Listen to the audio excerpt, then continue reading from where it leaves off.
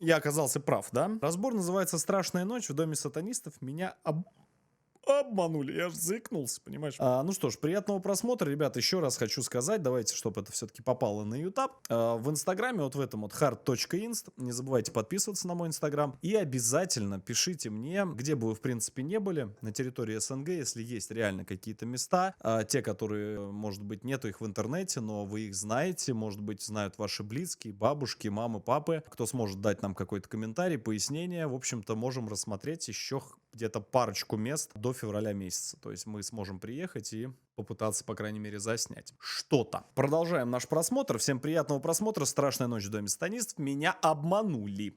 Поехали. Есть пару интересных кадров. Интересно, как он это пояснит. Продолжаем наш разговор. Всем привет, с вами Даник и Сударь. 20 тысяч лайков, сегодня кстати. будет аналитика предыдущего ролика на этом канале. Что это было? По сути, была семья Светанов.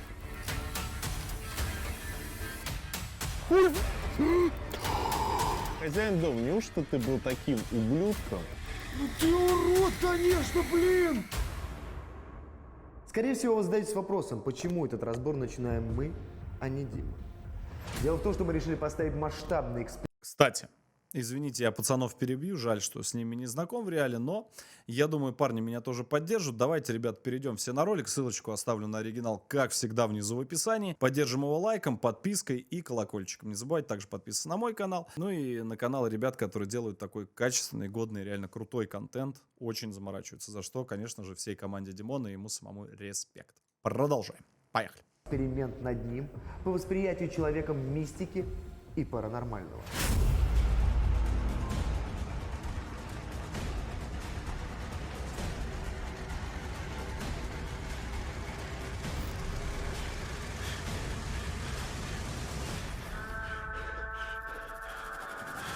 Дима скептик и часто говорит о том, что в любой страшной и старинной локации, приправленной легендами и слухами, человек автоматически начинает себя накручивать, чувствовать что-то необычное и на уровне подсознания верит во что-то сверхъестественное.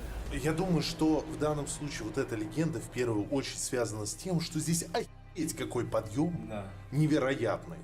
И мне кажется, человек себе накручивает идею о том, что он здесь останется. Мы решили искусственно поместить Диму без его ведома в такие условия, чтобы раз и навсегда подтвердить эту гипотезу в рамках большого эксперимента. Спасибо за спонсорки, ребят. Приятного просмотра. В общем, пацаны, план такой. У Рема в родном селе есть один дом у его знакомого, в котором уже несколько лет никто не живет. Правильно же? Да, правильно. Наша задача заключается в том, чтобы придумать легенду, в которую Диман поверит, и потом под эту легенду обустроить дом. Мы составили жуткую историю про то, что в этом доме якобы живут люди со странными наклонностями. Украсили дом, все максимально подготовили. Единственное, я, конечно, переживал, чтобы все выглядело натурально и естественно. Иначе, если Дима догадается, эксперимент пойдет по полной жопе.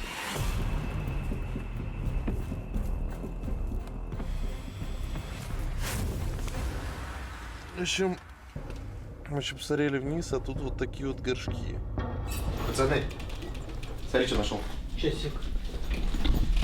Короче, есть такие горшки, и я знаю, что у Вуду есть такие обереги, типа талисманы. Они берут подобные горшочки, туда закидывают всякое. Знаешь, что это?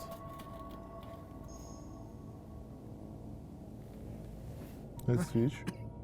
Закатка со свечками. Короче, можно взять еще церковных свечей, которые как огарки. Ну, то есть просто чтобы будто... он понял, только чтобы понял, что это та свеча. Не, конечно, будут свечки, типа такие кусочки. Нет, просто ну, это прикольно. Окей. Да это просто вот огрызки от свечи. Остужаешь, чтобы не слиплись между собой. И все. Что закинем еще? Ну, можно каких-нибудь, типа, тараканов, кости чьи-нибудь. Кости таракана.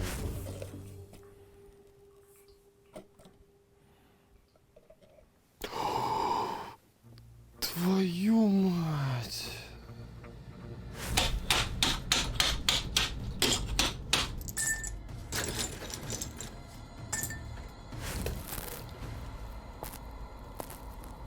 Абсолютно то же самое, но только кусочки. какую-то посуду.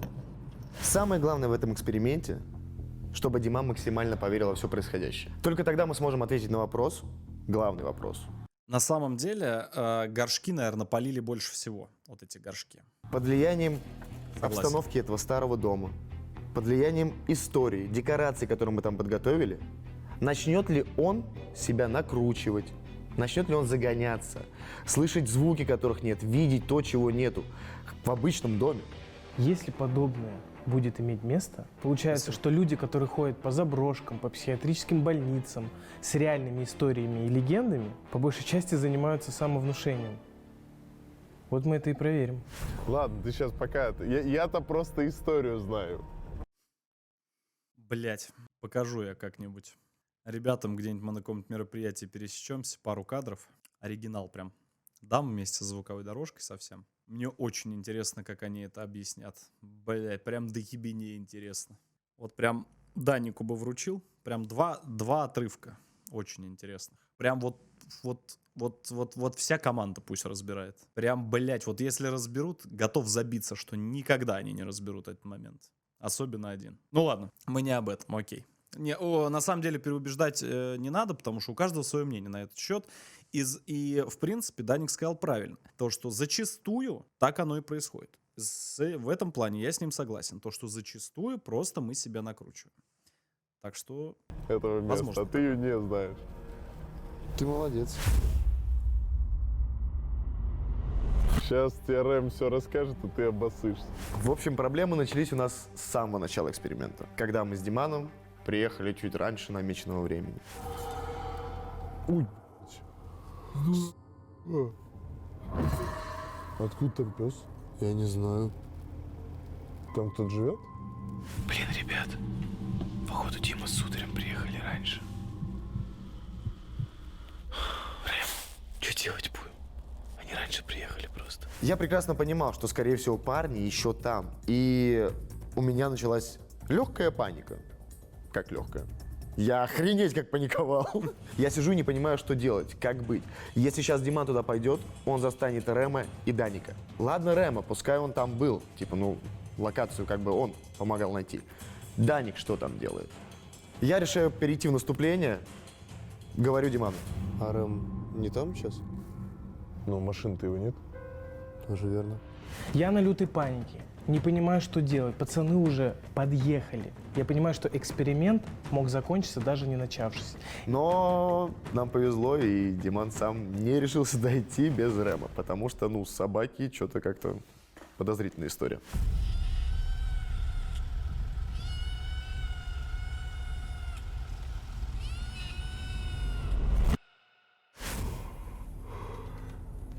Рэм что-то запаздывает. Мы без него не решились в дом входить, но вроде из него никто не убегал. Как будто старые. Погнали.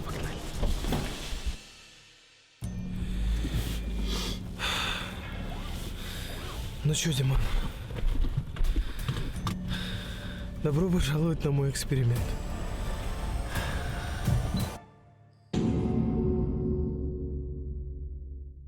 Короче, я спрятался на заднем сидении. Мы сейчас уже подъезжаем к ребятам. Рэм, удачи. Только главное это нормально отыграй. Хорошо, сделаем.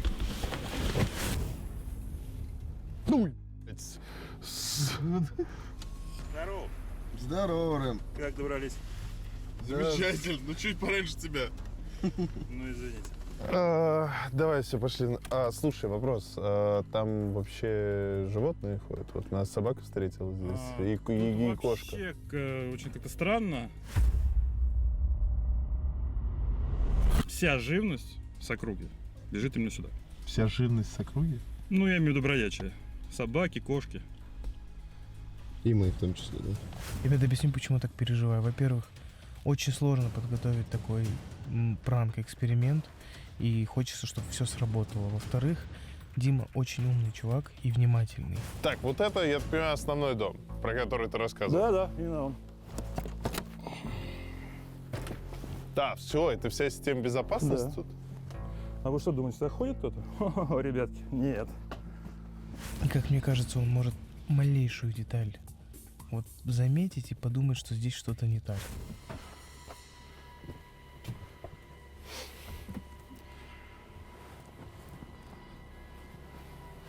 Че, как воспоминания?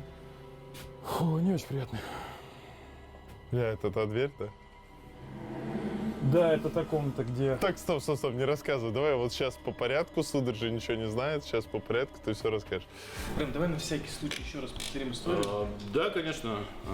Суть истории такова, что в конце 60-х, 70-х годов на окраину хутора переехала семья из 3 человек. Отец, мать и дочка. Поселились в этом доме, дом на отшибе.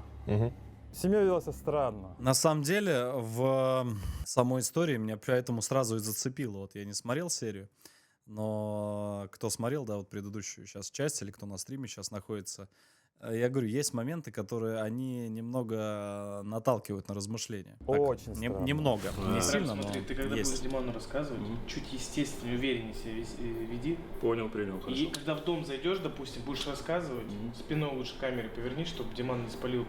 Он просто может зашать.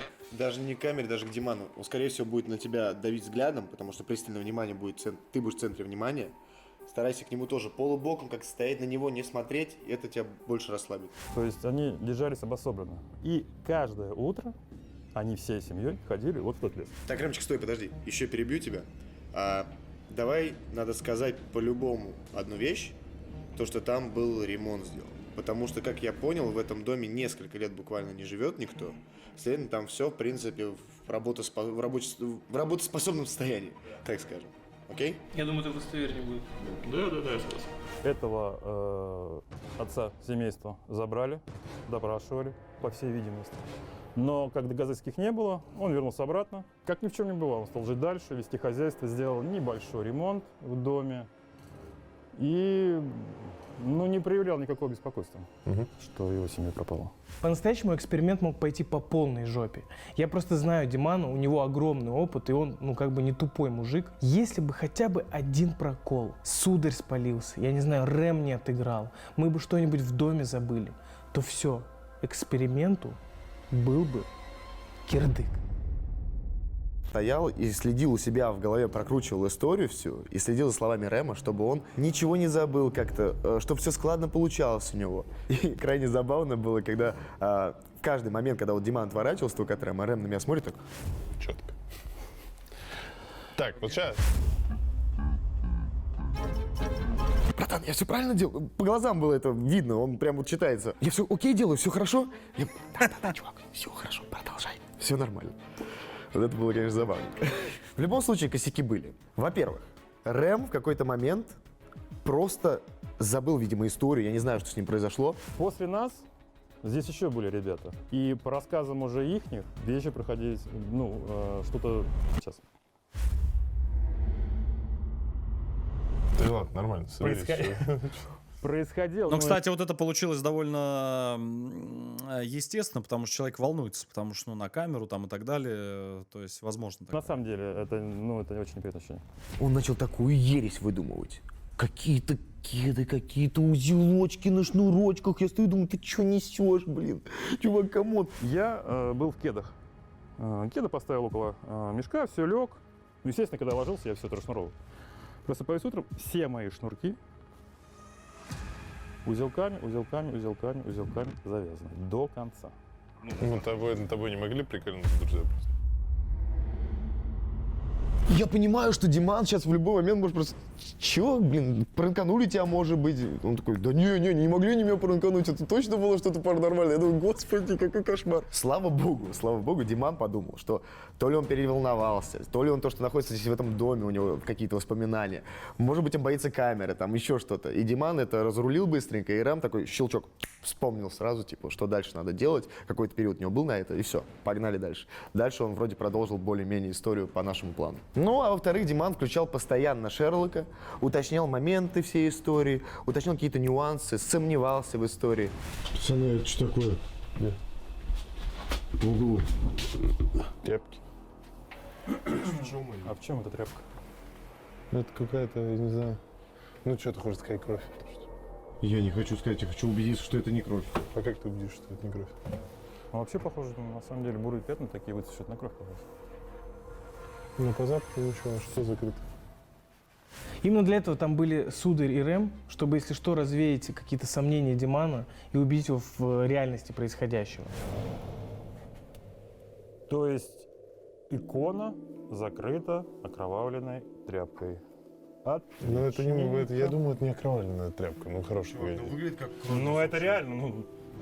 Просто грязная тряпка. Хорошо. А зачем она закрыта? Тут вопрос другой. Если мы говорим, что здесь типа сектанты жили, почему здесь икон?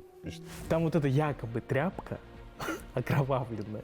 На самом деле это просто ткань, в которой хранили лук, и она из-за этого покрасилась. И они стоят вдвоем, два взрослых мужика, и говорят ему: это кровь, Диман, это кровь, настоящая запекшая кровь. Не, дружище. Чувак, ну это чисто. Это кровь. Я тебе 100% говорю. Почему так уверен? Ну, видел я такие Выглядит правдоподобно, на самом деле. пятна во время службы. Смотри, прям... Это запекшаяся, тем более, кровь. Это кровь. Димана, который 1000 раз видел все это, уже у него опыт сумасшедший, это, конечно, было очень смешно. Короче, мне что-то становится не очень Че, я верну? комфортно. Как хочешь, я не знаю.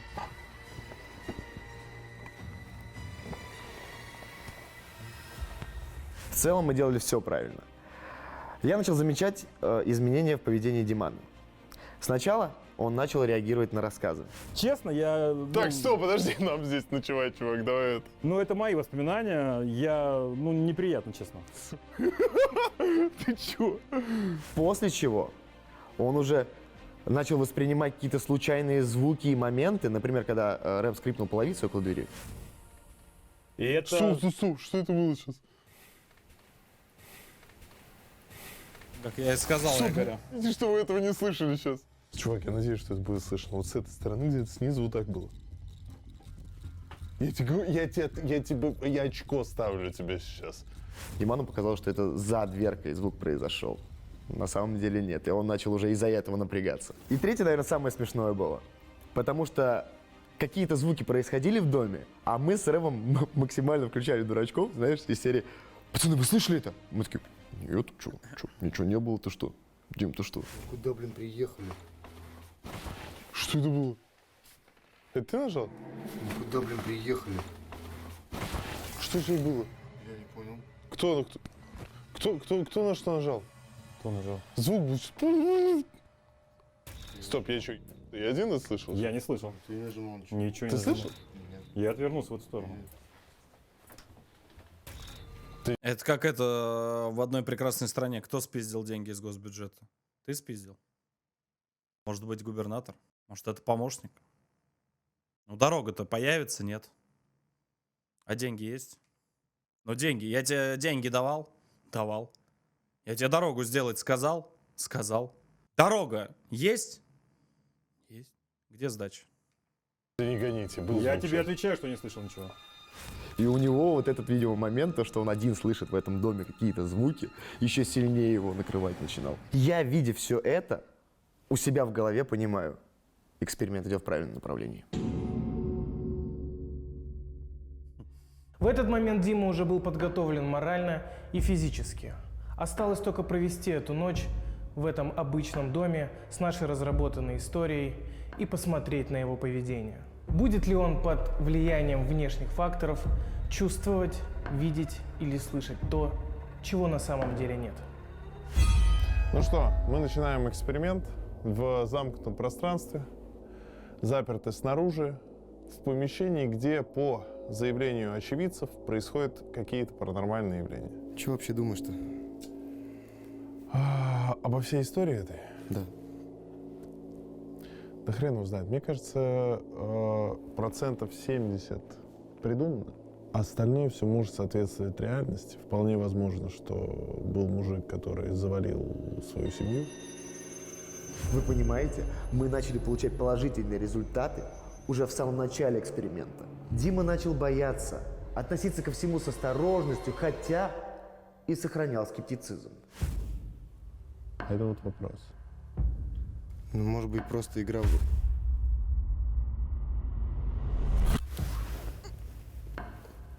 Что это за звук тогда? Может быть, ты тоже это слышал сейчас, да? Да. Нет, парни, тормозите. Здесь это уже какая-то херня. Звук прекрасно слышно. И это факт.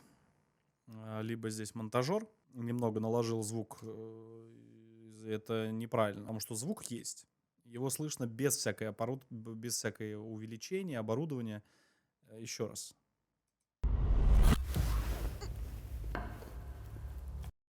Там два звука. Это странно. Может быть, ты тоже это слышал сейчас, да? Да.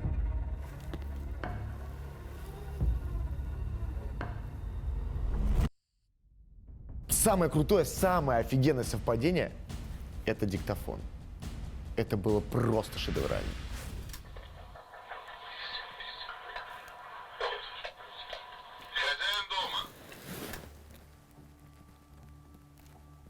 Я сижу, снимаю Димана, он уже полусонный сидит, с этим диктофоном возится. И я начинаю ему говорить какую-то информацию по поводу оборудования. Типа, блин, Дим, может, камеры там проверим, что-то такое я ему сказал, я не помню точно. Хозяин дома. И он начинает записывать свой голос, воспроизводит звук, а там вот этот шепот.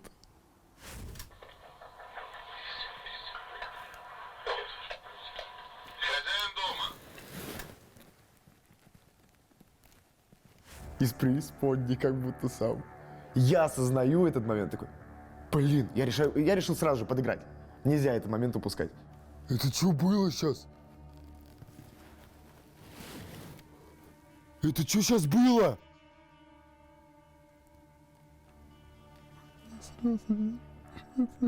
Какого черта, блин? Типа, блин, чувак, ты сам слышал это? Как это возможно? Ну нахрен, нет! Да нет!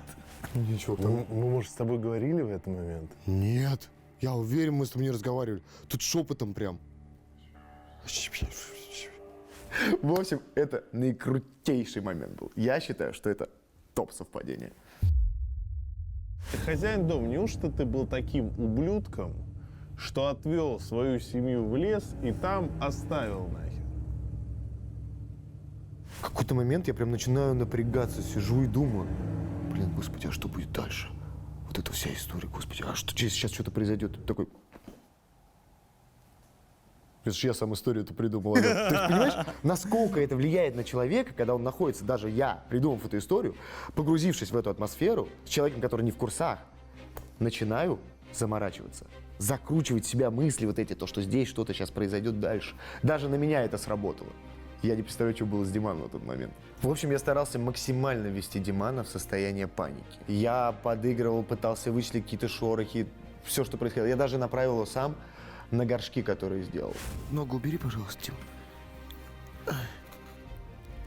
Под твоей ничего нет. Стой. А посмотри под свою со светом. Там дырочка какая-то, горшки. Мы еще посмотрели вниз, а тут вот такие вот горшки. Все, Диман полез за горшками, начинает шоу. Жалко, что он, конечно, не все открыл их. Там были хорошие сюрпризы для него. Также повезло, что тряпка вот эта, которую он сам, дурак, повесил криво, упала в нужный момент. А я занавешивал икону? Да. Икону я занавешивал? Да.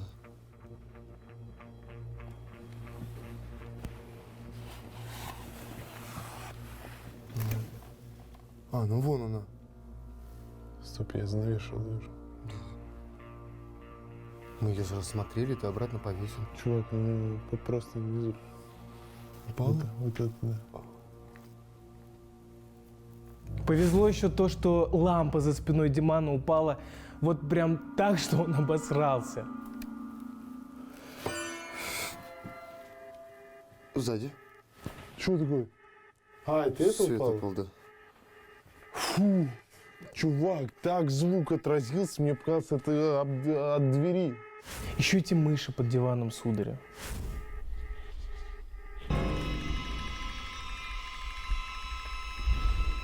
Здесь было слышно то, что как мыши скребутся. Там прям коготки слышно. Да.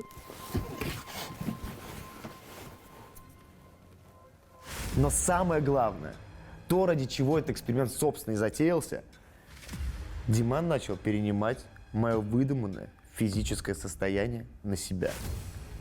Ну, чувак, у меня что-то башка кружится. У тебя тоже есть?